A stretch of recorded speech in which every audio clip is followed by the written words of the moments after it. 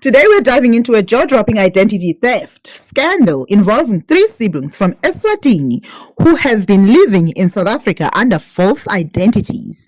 These siblings have been at the center of a fraudulent scheme involving stolen identities, fake documents, and even a marriage built on lies.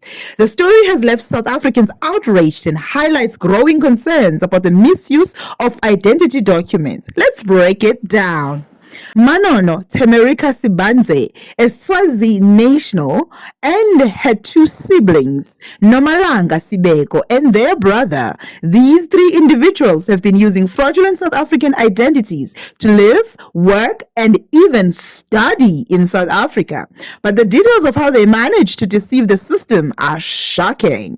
Nomalanga, who is now going by the name Nobuhle Lili Sibeko, using a fraudulent South African identity, has been living a double life under her fake identity. She's even registered a company that is currently selling properties in Centurion. This company owns multiple properties, raising questions about the scope of her criminal activities. Her fraudulent activities were uncovered after her husband discovered the truth and filed for divorce. It was a marriage built on lies. Her entire identity was fake. Manana's brother, another key player in the scandal, has also been operating under a fake identity. Initially, he studied at the University of Pretoria on a legitimate study permit.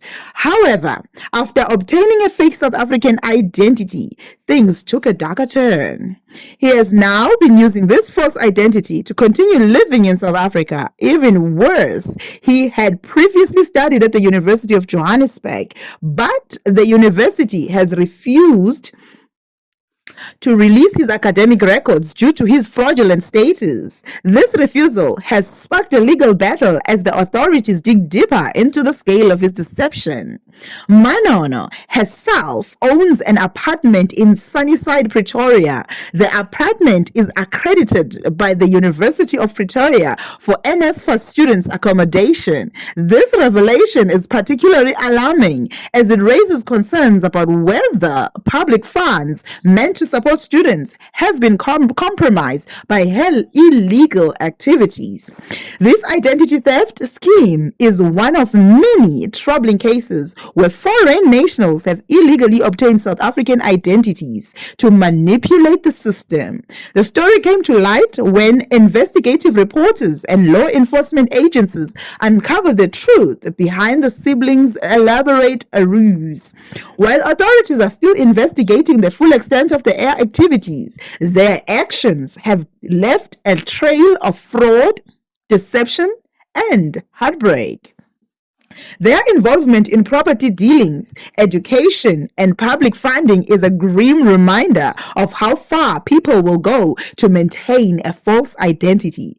This scandal isn't just about a few fraudulent IDs. It raises broader concerns about the vulnerability of South Africa's identity and education system.